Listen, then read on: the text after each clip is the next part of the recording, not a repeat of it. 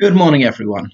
So, for those of you who don't know me, which should be fairly few of you, I'm Mr. Bundred and I'm the Key Stage 5 coordinator for West Hatch.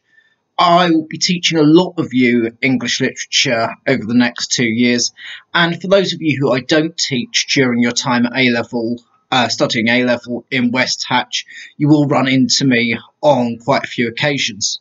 So I thought I'd start welcoming you to this course that you're going to begin formally, properly in September, with thinking about one of the key differences in terms of content between A-level and the English that you've studied thus far.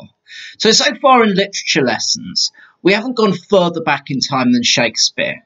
In fact, you've been legally required to go back to Shakespeare at least once per key stage, starting at the age of 7.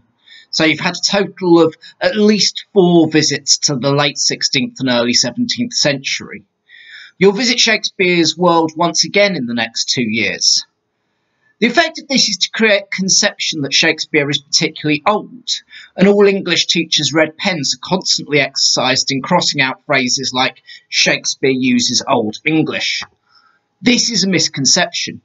In fact, the language and the era of Shakespeare's writing is considered to be the early modern. Not a huge amount of our language has changed since Shakespeare.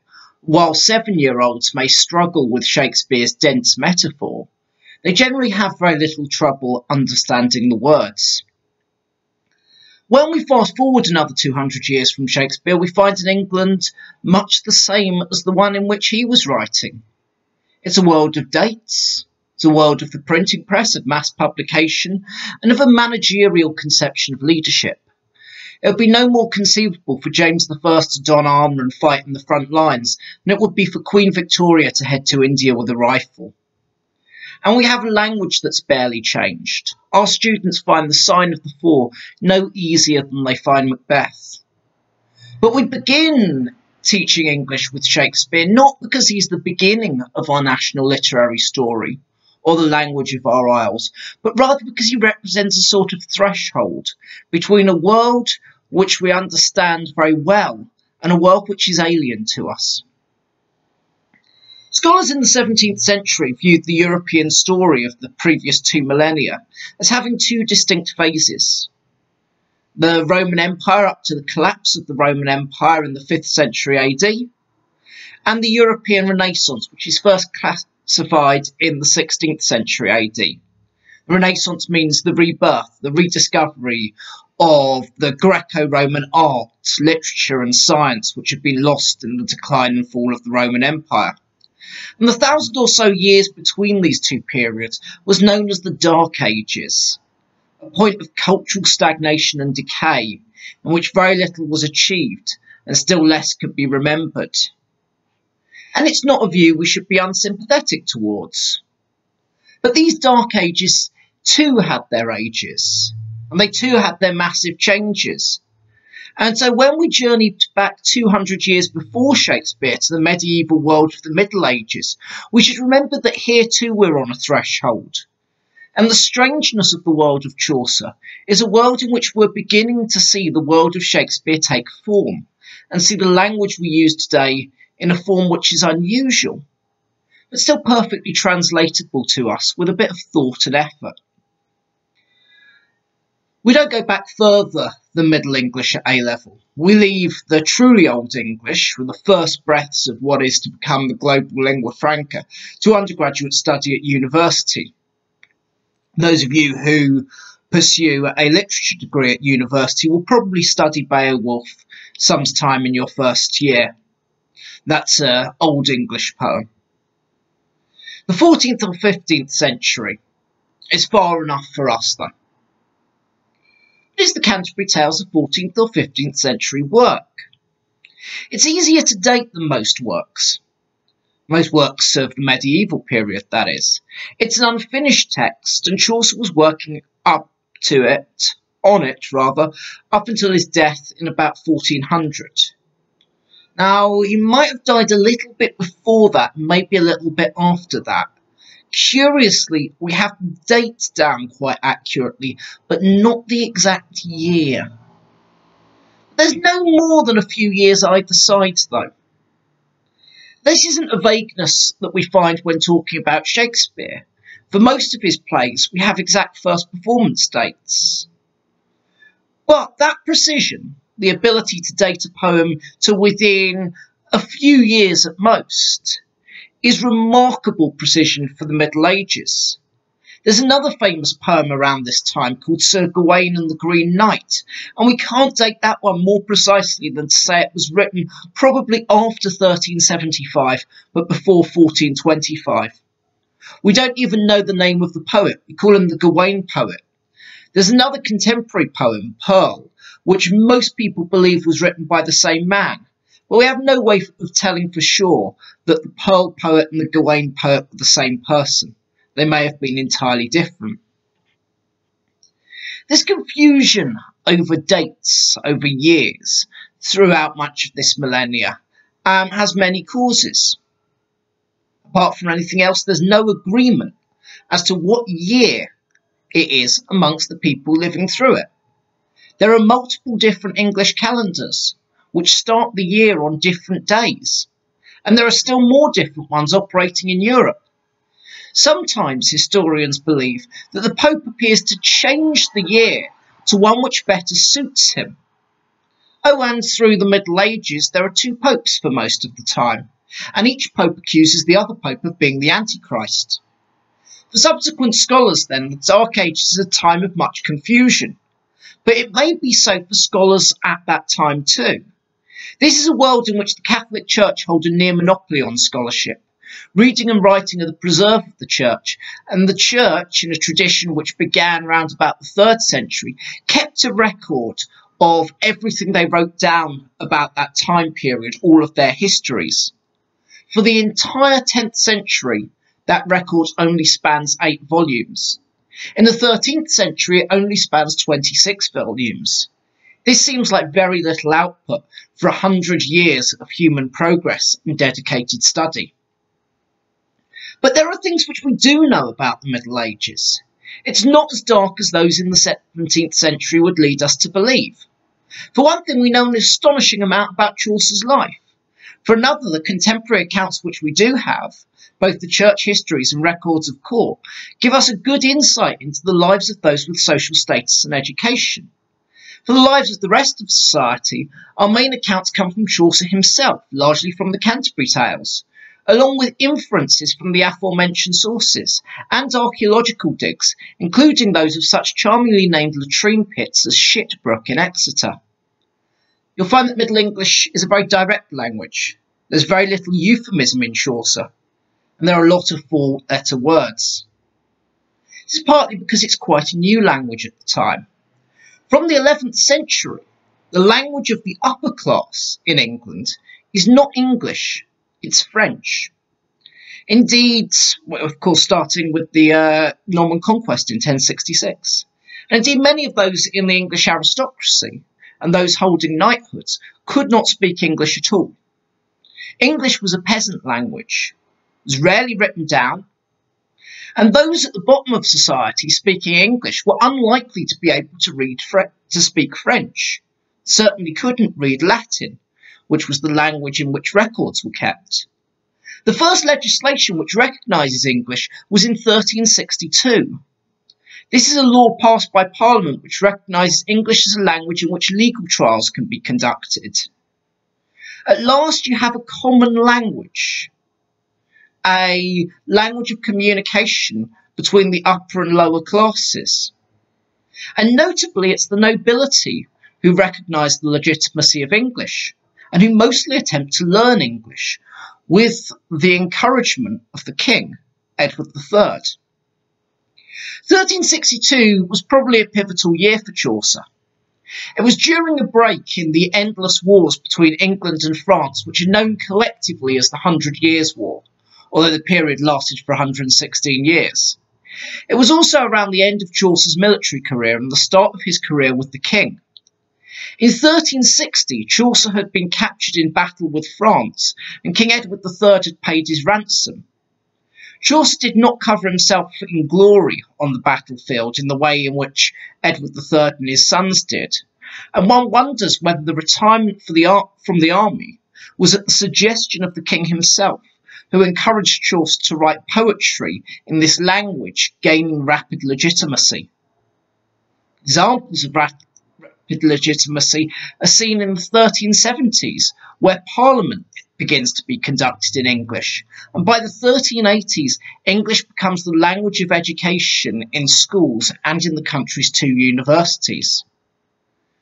King Edward III and his son, the Black Prince, he was named probably for the black armour he wore, which made him recognisable on the battlefields, commanded troops in a series of battles from the front line.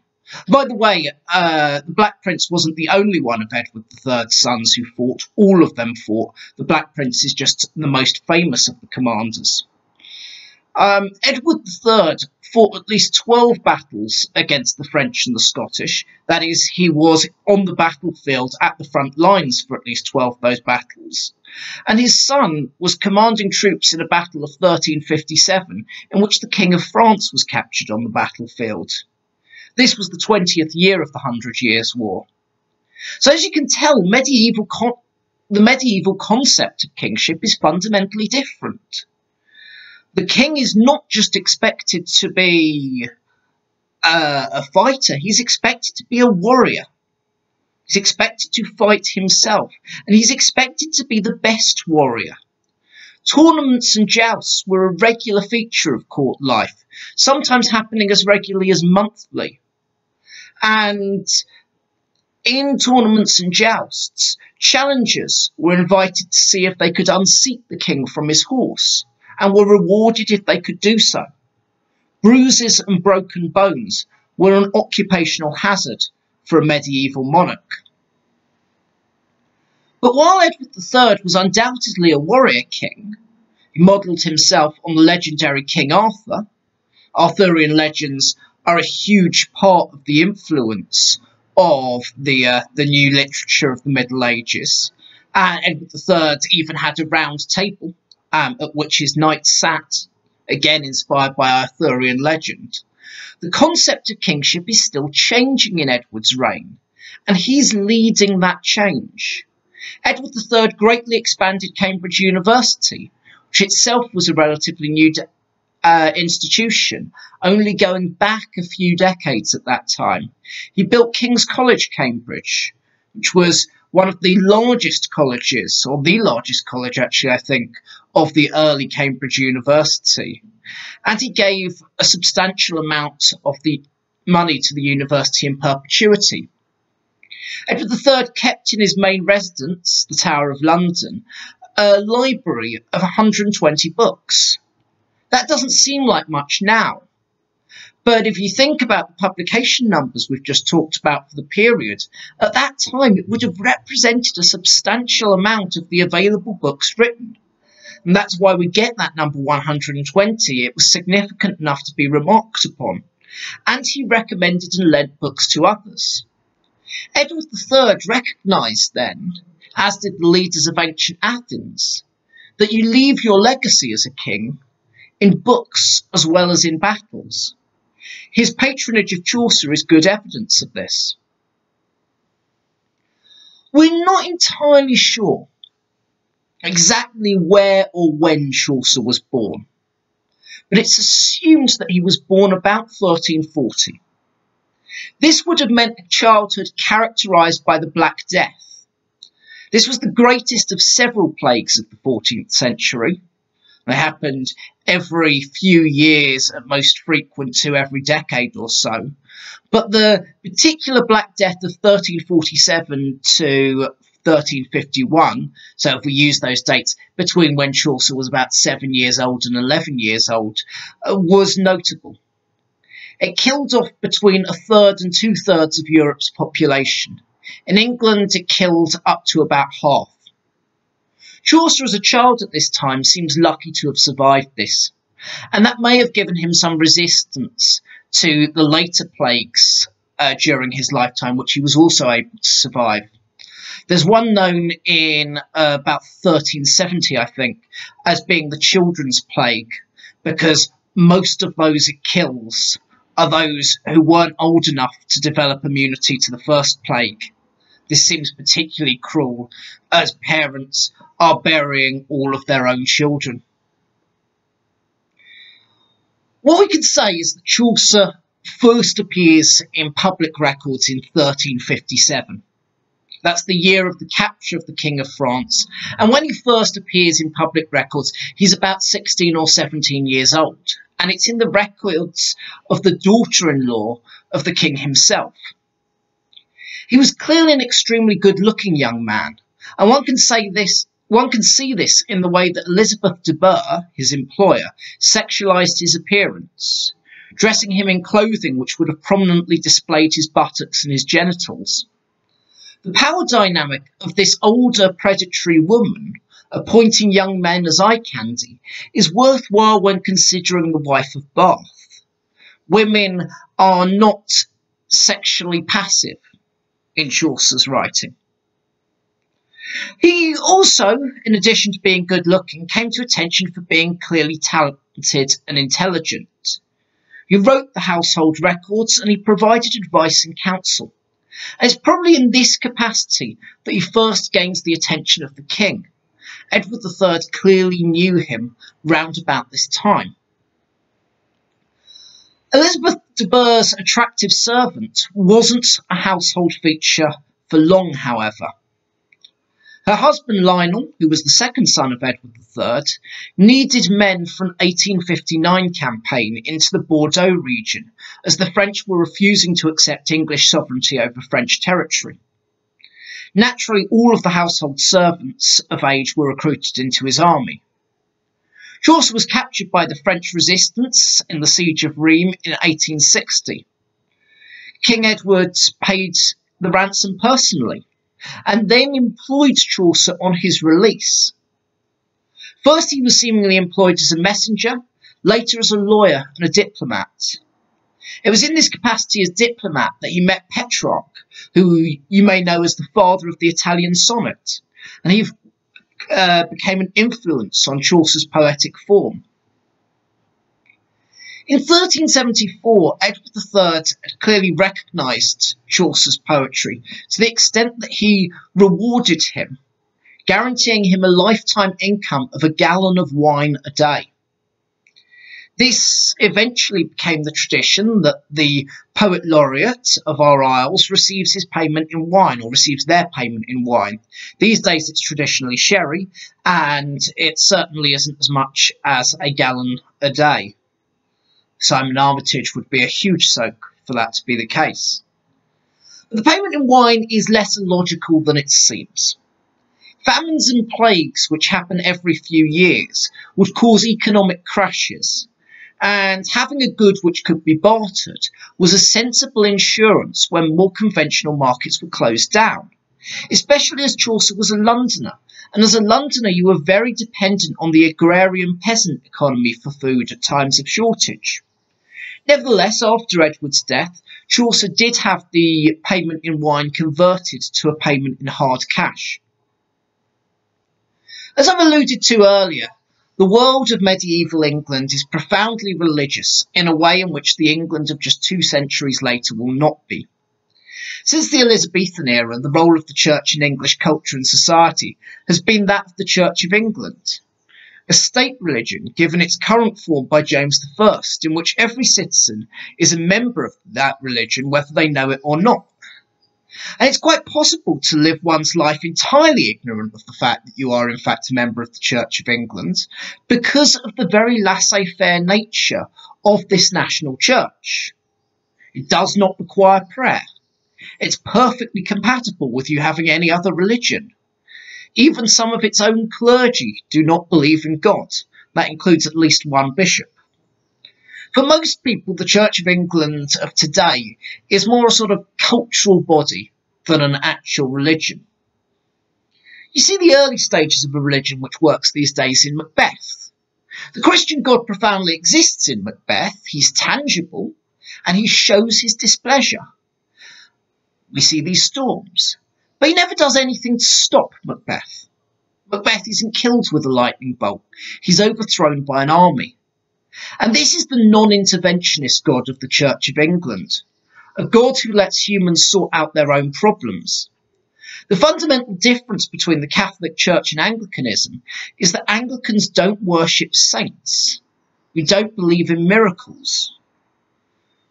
Catholic miracles are merely symbolic in Anglicanism. And God does not intervene in this world to any significant extent. Prior to the Church of England, in the medieval period, England's a theocracy, in which even the king must consult the Pope on matters of state. The Elizabethan and Jacobean world favours weekly church gatherings. People get together once a week in church. In medieval England, that's daily at minimum. And most people pray in church more than once a day. There are, in fact, I think either 5 or 7 prayer times for Catholic churches, daily prayers. And this is inevitable, this heightened religion, if you believe that God acts in the world. Because if God's acting constantly in the world, then every event, from storms to famines and even plagues, are signs of God's displeasure. If we see the world through medieval eyes, God is terrifying and capricious. They worship a God who kills children because he disapproves of clothing choices. The bulk of the construction of society, then, becomes about trying to win God's favour and avoid his wrath. And the pilgrimage, which is the framing device for the Canterbury Tales, is one of the ways in which this can be attempted. Most people in medieval England would die within 20 miles of where they were born, and would see very little of the world outside that narrow sphere. The exception is when they undertook pilgrimages. There were international pilgrimages which could be undertaken by the rich to France or Italy, or if you were particularly rich and particularly hardy, you could take a pilgrimage to the Holy Land itself, to Jerusalem. But most pilgrimages were within England, and they were to cathedrals. That still meant a significant amount of travel, several days at minimum. And further pilgrimages were a greater sign of devotion.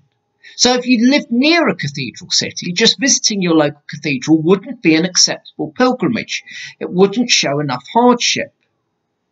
But beyond travelling in fear, pilgrims also travelled in hope. Each cathedral held relics, which were body parts of the saints or other objects imbued with holiness, and contact with these relics, being near these relics, touching or kissing these relics, could trigger miracles. Some saints' corpses had specific miracles attached to them. Canterbury Cathedral is the home of the remains of St. Thomas a Becket, and the miracle he's said to perform on kissing his tomb is curing deafness. This gives us a reason why the wife of Bath, who is partially deaf, is in this party. So pilgrims don't just want to avoid God's anger, they also want to ask God a favour. But in Chaucer's incomplete poem, we only have the journey, not the arrival. We don't have this kissing of the tomb of Thomas a Becket. So what's the journey like? Well, as is often the case when people get together to go far afield for a journey, the journey is a lot of fun. Pilgrims, however devout their intentions, behaved like holidaymakers. They travelled in large groups for safety. This was a time of bandits and wolves. And they play music and entertain each other on a journey. The tale-telling in the Canterbury Tales is an example of this. Towns en route would have inns set aside for parties of pilgrims, and this is the beginning of a tourist economy. They arrived in a new town, they'd hit the taverns in quite some force. Residents, including small business holders, in fact largely what we have is the accounts of small business holders, complained rightly of the annoying drunken behaviour of pilgrims, who had no consideration for locals. A pilgrimage party was surprisingly democratic as well. A party as a group, not just a party as the parties they were doing. So note that this pilgrimage we see has a knight, which is the highest non-royal status in England. If we remember, the king knew his knights personally, would dine with them at the Round Table in London. And it goes from the knight all the way to a cook, who's the servant of tradespeople. Servant of a group of servants. Larger groups were always an advantage, and so social boundaries blurred. You didn't have separate rich and poor pilgrimages when you were visiting a cathedral city. There was a mixing of the classes. Indeed, one gets the sense that you choose to go on pilgrimage even if you did not wish God's favour and fear his judgment. Pilgrimages seem fundamentally enjoyable and interesting. So herein lies the rub for many modern commentators on this poem. Even if you devoutly believed in God, which everyone we believe did, to what extent would an educated person believe in the church, in the cathedrals, in the organised religion? A century before the Canterbury Tales pilgrimage took place, Thomas Aquinas, a Catholic theologian and scholar, noted that there were 3 separate European cathedrals claiming to have the head of John the Baptist, which indicates that at least 2 of them were lying. Cathedrals needed relics, and there seemed to be little concern about whether those relics were genuine. All over Europe we can find splinters of the true cross, enough to build several crosses, along with enough nails to crucify Jesus many times over. Could the pilgrims truly believe all this?